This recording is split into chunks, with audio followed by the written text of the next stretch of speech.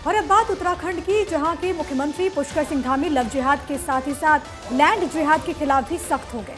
धामी ने अधिकारियों को निर्देश दिए कि अवैध मजारों को हर हाल में हटाकर सरकारी जमीन मुक्त कराई जाए। एक रिपोर्ट में आपको दिखाते हैं।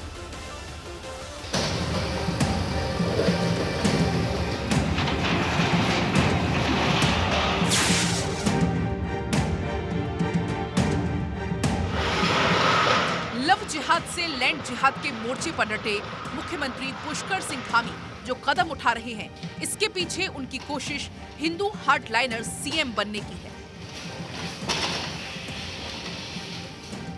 उत्तराखंड यूनिफॉर्म सिविल कोड, सख्त धर्मांतरण विरोधी कानून से लेकर वेरिफिकेशन ड्राइव और अवैध मजारों का निर्माण कर चलाए जा रहे लैंड जिहाद पर बुलडोजर चलवाने से लेकर अब लव जिहादियों को अंतिम अल्टीमेटम देकर धामी अपनी ताकत दिखाने की हर मुमकिन कोशिश करते नजर आ रहे हैं। देखिए, जो डेमोग्राफी चेंज हुई है और जो भी इस प्रकार के असंदिग्ध लोग और जो कहीं न कहीं किसी प्रकार से संदेह पैदा करते हैं, उनके लिए यहाँ पर वेरिफिकेशन ड्राइव तेज़ी से चलाई जा रही है। एक बार चलाई गई थी, फिर से दोबारा चलाई जा रही है और सारे वेरिफिकेशन किए जा रहे हैं। कोई भी अगर संदिग्ध पाया जाता है, संदेह जिसके ऊपर होता है, तो उसकी पूरी जांच होगी और जांच में कहीं भी पाए जाने पर सख्त कार्रवाई भी होगी। सरकारी सूत्रों ने खुलासा किया कि अब तक 456 अवैध मजार ध्वस्त की जा चुकी हैं और इसी तरह 2209 एकड़ सरकारी जमीन को मुक्त कराया गया, जबकि अवैध मजारों की कुल संख्या 1000 के पार हो सकती है, जिनको हटाना है। अवैध अतिक्रमण अभियान के तहत 45 मंदिर भी हटाए गए। दरअसल 1980 में बनी अवैध मजारों और अतिक्रमण को ध्वस्त किया जा रहा है। वैसे धामी सरकार सिर्फ अवैध मजारों पर बुलडोजर नहीं चला रही, बल्कि लैंड जिहाद के खिलाफ सख्त कानून भी लाया जा रहा है। जो उत्तराखंड का भू कानून है, वो उन्होंने अपने ही एक पूर्व मुख्यमंत्री के दिए हुए भू कानून को इस भाजपा पार्टी ने तोड़ा है।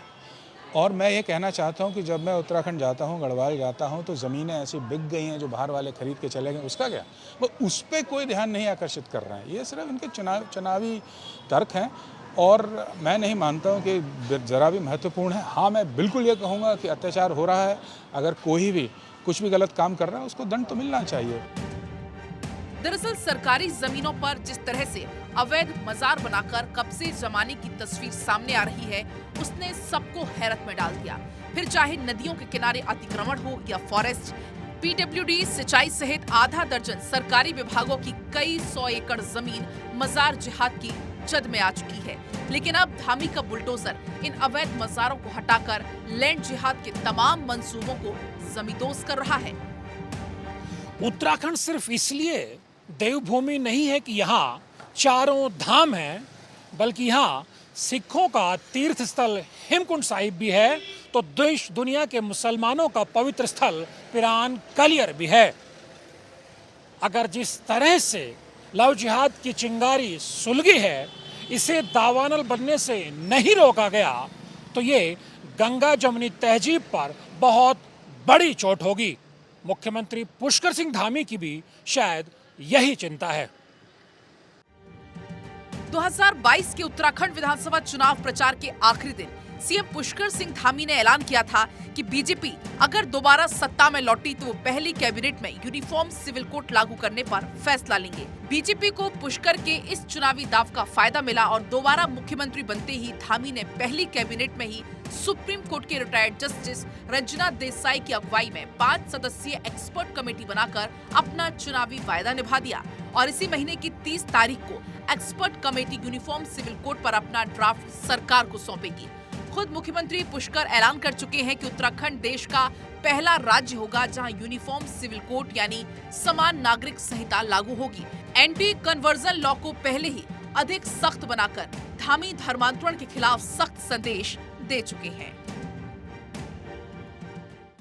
यह महज संयोग नहीं, बल्कि एक सोचा समझा सियासी प्रयोग नजर आता है कि युवा मुख्यमंत्री पुष्कर सिंह धामी एक के बाद एक, चाहे लैंड जिहाद हो, लव जिहाद हो या फिर यूनिफॉर्म सिविल कोड से लेकर सख्त धर्मांतरण विरोधी कानून हो, वो सारे कदम उठा रहे हैं जो बीजेपी और आरएसएस के एजेंडे में सालों से रहे हैं।